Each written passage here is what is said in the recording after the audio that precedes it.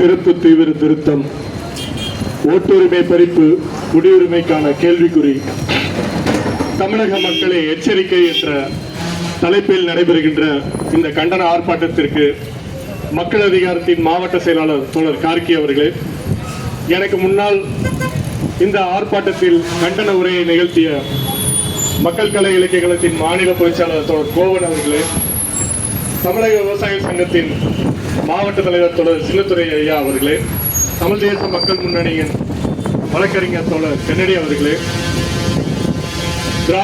பெரியார் திராவிட விடுதலை கழகத்தின் கொள்கை பரப்பு செயலாளர் தோழர் சிடி விடுதலை அவர்களே, மக்கள் உரிமை மீட்பு இயக்கத்தின் மாவட்ட நிறுவனர் தோழர் பஷீர் அவர்களே, விடுதலை சிறுத்தை கட்சியின் மாவட்ட பொருளாளர் தோழர் சந்தானமொழி அவர்களே, இந்த ஆர்ப்பாட்டத்தில் பங்கேற்று உரையாற்ற வருகிறேன் சொல்லி பல்வேறு வேலையில் சொல்லி வர இயலாமல் இருக்கின்ற சிபிஐ மாவட்ட செயலாளர் தோழர் சிவா அவர்களே,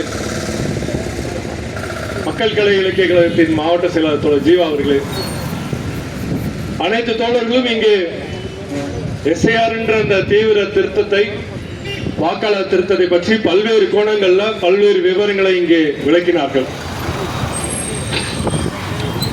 இறுதியாக ஒரு சில விஷயங்களை என்னுடைய இதை சொல்வது மூலமாக இந்த ஆர்ப்பாட்டத்தின் முழுமையான நோக்கத்தை நிறைவு செய்ய முடியும் என்பதை தெளிவுபடுத்துகிறேன். இந்த எஸ்ஐஆர் படிவம் என்பது ஒரு கார்ப்பரேட் காவி பாசிசத்தோட ஒரு முழுமை அடைவதற்கான ஒரு திருத்தம். அதற்கு எதிராக வீதியில் இறங்கி நாம் களத்தில் இறங்கி போராடணும் அப்படின்னு சொல்றோம். மூன்றாவது முறையாக ஆட்சி அமர்ந்த மோடி அரசு தொடர்ந்து இந்த நாட்டிலே தேர்தல் முறையை ரத்து செய்து ஒரு சர்வாதிகார நோக்கத்தில் ஒரு மன்னர் ஆட்சியை போல, ஹிட்லர் ஆட்சியை போல, ஒரு அதிபர் ஆட்சியை போல இங்கே கொண்டு வருவதற்கான நடவடிக்கை இன்னைக்கு மிக மிக தீவிரமாக கொண்டிருக்கிறார்கள். நேற்று அரசியலமைப்பு சட்டத்தோட நிறுவன தினம் நவம்பர் 26. அதுல மோடி என்ன பேசுறாருன்னா, ஜனநாயகத்தை நாம் வலுப்படுத்த வேண்டும் அப்படின்னு பேசுறாரு. ஜனநாயகத்தை வலுப்படுத்த வேண்டும் என்று பேசுகிறார். அப்ப அதுக்கு எதிர்பொருள் என்னன்னா, ஜனநாயகம் இங்கே இல்லாமல் இருக்கிறது அப்படின்னு பேசுறாரு. அதான அதுக்கு பொருள். அப்ப ஜனநாயகத்தை வலுப்படுத்தணும்னா, அப்ப இந்த நாட்டில் உள்ள மக்களுக்கு 140 கோடி மக்களுக்கு ஜனநாயகத்தை மோடி அரசு இந்த மூன்றாவது ஆட்சி வரைக்கும் வழங்கி இருக்கிறதா? அவங்களுக்கான அடிப்படையான இருப்பிடம், வாழ்விடம், உணவு, உடை, அனைத்து வகையான கல்வி, மருத்துவம் என்ற வகையில அனைத்தையும் இந்த கொடுத்திருக்குதா? அப்படி ஒரு ஜனநாயக ரீதியா மக்கள் வாழ்ந்துட்டு இருக்காங்கன்னா அது கேள்விக்குறிதான். ஏன்னா இந்த பீகார் தேர்தல்ல 65 லட்சம் பேரை இன்னைக்கு ஓட்ட அந்த வாக்காளர்களை நீக்கி இருக்கிறாங்க. அவங்க லிஸ்ட்ல வரல. அப்ப அந்த 65 லட்சம் பேரும் என்ன செய்வாங்க?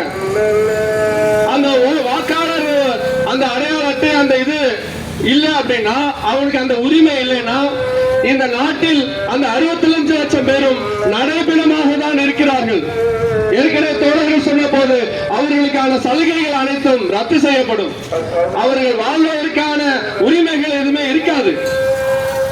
அப்ப எது மற்றவர்களாக ஒரு பீகார் மாநிலத்தில் மட்டும் 45 லட்சம் பேரை உருவாக்கணும் அப்படின்னா, இப்ப 12 மாநிலத்தில் தேர்தல் நடக்குது.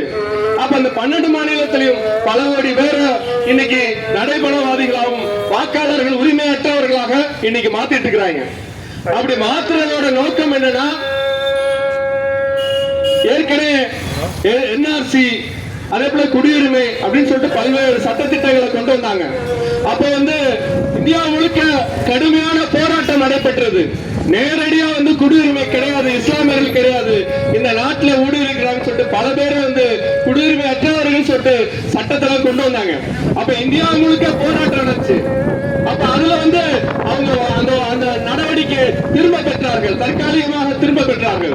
அப்ப வேறு வகையில எப்படி இதை கொண்டு வருது அப்படின்றத யோசிச்சுதான் தேர்தல் ஆணையத்தின் மூலமாக இந்த எஸ்ஐஆர் நடவடிக்கை கொண்டு வராங்க, வாக்காளர் திருத்தம் அப்படின்ட்டு. இந்த வாக்காளர் திருத்தத்தை நாம எப்படி புரிஞ்சுக்கலாம்னா, இப்ப திடீர்னு இந்த விஷயத்தை அறிவிச்சிருக்காங்கல்ல, இந்த 500 ரூபாய் 1000 ரூபாய் நோட்டு எல்லாம் செல்லாதுன்னு சொல்லிட்டு மோடி 2012 அறிவிச்சாரு, 2014 அறிவிச்சாரு. அப்ப திடீர்னு ஒரு நாள் நைட்ல பணம் எல்லாம் செல்லாதுன்னு அறிவிச்சார் மோடி. அப்ப நாமெல்லாம் என்ன பண்ணோம்னா, ஐயோ பணம் செல்லாதுன்னா ஓடி ஓடி போய் பேங்க்ல கொடுத்து இதை வாங்கிக்கோங்கன்னு சொல்லிட்டு இது பண்ணாங்க. கால் கடுக்க நின்னாங்க. பல ஆயிரம் பேர் இறந்தார்கள். அப்ப அந்த பணத்தை இந்த நாட்டுல ஒரு செல்லாதுன்னு அறிவிச்சு மக்கள்கிட்ட இருக்கிற காசெல்லாம் இது பண்ணிட்டாங்க. இங்க தோழர்கள் சொன்னது போலதான் இந்த நாட்டுல இந்த 12 மாநிலத்துல இந்த ஓட்டர்கள் ஓட்டு போடுறக்கூடிய ஒருத்தர் கூட அவங்க உயிரோட கிடையாது. எல்லாத்தையும் உயிரில்லாத அற்றவர்களா மாத்திட்டாங்க.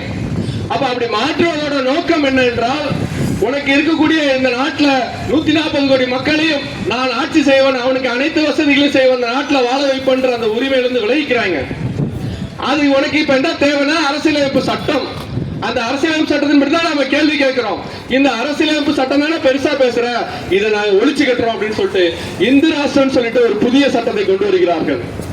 அந்த இந்து ராஷ்டிரம் என்பது என்னன்னா, மனு தர்மத்தின் அடிப்படையில் பார்ப்பனர்கள் தான் உயர்ந்தவர்கள், சத்திரியர்கள், வைஷ்ணவர்கள், இப்படி சாதிய வர்ணாசிர படிநிலை அடிப்படையில் நாம் இன்னைக்கு அந்த அரசியலமைப்பு சட்டத்தை உருவாக்குகிறார்கள். அதன் அடிப்படையில் தான் இந்த நாட்டில் ஆட்சியாளர்கள் சொல்றான். அதன் அடிப்படையில் தான் நமக்கு ஏழை உழைப்பாளி மக்கள் இன்னைக்கு அனைவருக்கும் சலுகைகள் அனைத்தும் பறிக்கப்படுகிறது. இந்த நாட்டில் உயர்ந்தவர்கள், பார்ப்பனர்கள், சத்திரியர்கள், அவர்களுக்கானதான் ஆட்சி. சத்திரியர்களோட பெருமையை பேசுறதா ராமர் கோயில். அதுக்குதான் போய் கருப்பு கொடி காட்டுறாரு, காவி கொடி ஏற்றாரு. அதுக்கு பல கோடி செலவு பண்றாங்க. அப்ப அந்த காவி கொடி ஏற்றதோட நோக்கம் என்ன? சத்திரியர்களோட அதுதான் பெரும்பான்மை, அதுதான் இது பண்ணணும்னு சொல்லிட்டு நிலைநாட்டுறாங்க. அப்ப சத்திரியர்களோட ஆட்சியை தான் இன்னைக்கு கொண்டு வராங்க. அதை எப்படி நாம அனுமதிக்க முடியும்? இந்திய நாடு, இந்த பிரதமர் மதச்சார்பற்ற நாட்டில் இந்த நாட்டில் இருக்கிறாரு, அனைத்து மதத்துக்கும் இது பண்ணணும். ஆனா ஒற்றை மதத்தை தூக்கி பிடிக்கிறார். அதை போய் ராமர் கோயில போய் பெரிய அளவு பெரும்பான்மையா நிறுவுறாங்க. அப்ப அவர்களோட நினைப்பு என்னன்னா, அவர்களோட கருத்து என்னன்னா, அவர்களோட நடவடிக்கை இந்த நாட்டில் அரசியலமைப்பு சட்டத்தை ஒழித்துவிட்டு இந்து ராஷ்டிரத்தை கொண்டு வரணும் அப்படின்றதுதான். அந்த இந்து ராஷ்டிரத்தை கொண்டு வருவதற்கு இன்னைக்கு திட்டமிட்டு அனைத்து விஷயங்களும் செய்யறாங்க. என்ஆர்சியை கொண்டு வராங்க, இப்படி பல்வேறு திட்டங்களை கொண்டு வராங்க. ஏற்கனவே இந்த நாட்டில் இருக்கக்கூடிய மக்கள் இன்னைக்கு வாழ்வாதாரம் இழந்து பாதிக்கப்படுறாங்க. சமீபத்தில் ஐயா பேசுறாரு போன இதுல. அவர் என்ன பேசுறாருன்னா, மேகதாது அணையை கட்டி தமிழக விவசாயத்தை ஒழித்து கட்டுகிறார்கள், அதுக்கு குரல் கொடுங்கயா அப்படின்னு நீங்க கெஞ்சுறாரு. அப்ப மாநிலத்தில் எடுத்தோம்னா விவசாயத்தை அழிக்கிறார்கள், உணவு பாதுகாப்பு கழகத்தை ஒழிக்கிறார்கள், அதை தனியாருக்கு கொடுக்கிறான். அப்ப உணவு பாதுகாப்பு கழகம் இருந்தாதான் சாதாரண ஏழை மக்களுக்கு ரேஷன் அரிசி கிடைக்கும். உணவு பாதுகாப்பு கழகத்தை ஒழிச்சுட்டா ரேஷன் அரிசி கிடைக்காது. நாம் 1 கிலோ அரிசி 500 ரூபாய் தான் வாங்கணும், வாங்க முடியுமா? இன்னைக்கு விலைவாசி எங்கேயோ ஏறிட்டு இருக்குது. அப்படி கல்வி உரிமையை பறிக்கிறார்கள். இந்த இப்ப பயிர் சேதம் சொல்லிட்டு அந்த பயிர்கள்லாம் மழையில நனைஞ்சிச்சுன்னு சொல்லிட்டு ஈரப்பதத்தை 17% 24% மாத்துங்க அப்படின்னு கோரிக்கை வச்சாங்க. எவ்வளவு அது ஒரு கோரிக்கை அங்க ஒரு ஆய்வு கமிட்டின்னு போட்டு இங்க ஆய்வு பண்ணிட்டு போனாங்க. அந்த ஆய்வு கமிட்டி இன்ன வரைக்கும் பதிலே சொல்லுங்க. பாருங்க, அந்த பயிர்கள் நாசமான விவசாயிகளுக்கு நிவாரணம் இல்லை. அவங்க அந்த நெல்லெல்லாம் வாங்கி அரசு ஒரு ஈரப்பதத்தை கூட ஒரு பெர்சன்டேஜ் அளவுல உயர்த்த முடியல. அப்புறம் மாநில அரசுக்கான அதிகாரத்தை பறிக்கிறார்கள். அதனாலதான் மாநில மக்கள் எல்லாருமே இன்னைக்கு பாதிக்கப்படுறாங்க, விவசாயிகள் பாதிக்கப்படுறாங்க. தொழிலாளர்கள் 44 சட்டத்தை 4 சட்ட தொகுப்பா மாத்தி இனிமேட்டு தொழிலாளர் அந்த வார்த்தை இல்லாத அளவுக்கு தொழிற்சங்கம், தொழிலாளர்கள் எதுவுமே இல்லாத அளவுக்கு நீங்க மாத்திரம் ஒப்பந்த தொழிலாளர்களாக, கொத்தடிமைகளாக மாத்தினார்கள். எந்த உரிமை எல்லாத்தையும் ஒழிச்சு கட்டப்படுறான். இப்படி மாணவர்கள், ஆசிரியர்கள், வணிகர்கள் அனைவருக்கும் இன்னைக்கு எல்லா இதையும் பெருத்துட்டாங்க. இன்னைக்கு சமூகத்துல பதற்றத்தை ஏற்படுத்துற வகையில சாதி ஆணவ படுகொலை, சாதி வரி, மதவரி கலவரங்களை திட்டமிட்டு உருவாக்கிறார்கள். அதே போல இன்னைக்கு வட மாநிலத்துல இன்னைக்கு இஸ்லாமியர் வீடை இடித்து முற்றுகையிட்டு அவர்களை ஒட்டுமொத்தமா அந்த நாட்டிலே ஊடுருவிக்கிறான்னு சொல்லிட்டு ஒட்டுமொத்தமா ஒழிச்சு கட்டுறது, கிறிஸ்தவர்களை அப்படி ஒழித்து கட்டுவது, இப்படி எல்லா வகையிலும் செய்து இந்த நாட்டை ஒரு பதற்றமான நடவடிக்கை, ஒரு பாசிச ஆட்சியை இந்த மோடி அரசு கட்டமைத்துக் கொண்டிருக்கிறது. இதற்கு எதிராக நாம் போராட வேண்டும்.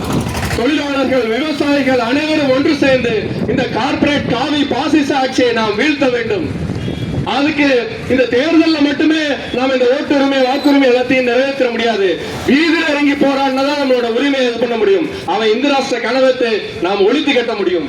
அதற்கு நாம் இந்த நாட்டில் இந்த அரசியலமைப்பு சட்டத்தை மீண்டும் பாதுகாக்கணும்னு சொல்லி நாம போராடுற மூலமா இதெல்லாம் தீர்வு கிடையாது. இந்த அரசியலமைப்பு சட்டத்தில் உள்ள நல்ல அம்சங்களை எடுத்துக்கொண்டு புதிய ஒரு அரசியலமைப்பு சட்டத்தை உருவாக்க வேண்டும். அப்படி உருவாக்குனதா இந்த நாட்டில் உள்ள ஏழை மக்கள் எல்லாம் அனைவருக்கும் அனைத்து உரிமைகளும் கிடைக்கும். அப்படி அந்த அரசியலமைப்பு சட்டத்தை உருவாக்கணும்னா ஒரு ஜனநாயக கூட்டரசை நாம் உருவாக்க வேண்டும். ஜனநாயகவாதிகள், முற்போக்குவாதிகள், கம்யூனிஸ்டுகள் அனைவரும் சேர்ந்து இந்த பாசிச ஆட்சிக்கு எதிராக ஒன்று திரளக்கூடிய அனைவரும் இந்த ஜனநாயக கூட்டரசை ஒன்று உருவாக்கணும். அதற்கு நாம் மக்களை திரட்டி ஒரு போராட்டங்களை கொண்டு வர வேண்டியிருக்கும். பல்வேறு கட்சிகளை ஒன்றிணைத்து ஒரு ஜனநாயக கூட்டரசை உருவாக்க வேண்டும். அதுதான் ஏழை மக்களை பாதுகாக்கும். இந்த வாக்குரிமை அனைவருக்கும் கொடுக்கப்படும். இந்த விவசாயிகளுக்கு தண்ணீர் உரிமை கிடைக்கும். இன்னைக்கு தொழிலாளர்களுக்கான உரிமைகள் கிடைக்கும். அப்படி ஒரு ஜனநாயக கூட்டரசை நோக்கி நாம் போராடுவோம். அதை உருவாக்குவதற்கு போராடுவோம். இந்த கார்ப்பரேட் காவி பாசிச ஆட்சியை நாம் வீழ்த்துவோம். களத்தில் இறங்கி போராடுவோம் கேட்டுக்கொண்டு இந்த ஆர்ப்பாட்டத்திற்கு பேசிய அனைத்து தோழர்களுக்கும், இங்கே உரையாற்றிய தோழர்கள் அனைவருக்கும் மக்கள் அதிகாரத்தின் சார்பாக நன்றியை தெரிவித்துக் கொண்டு விடைபெறுகிறேன். நன்றி.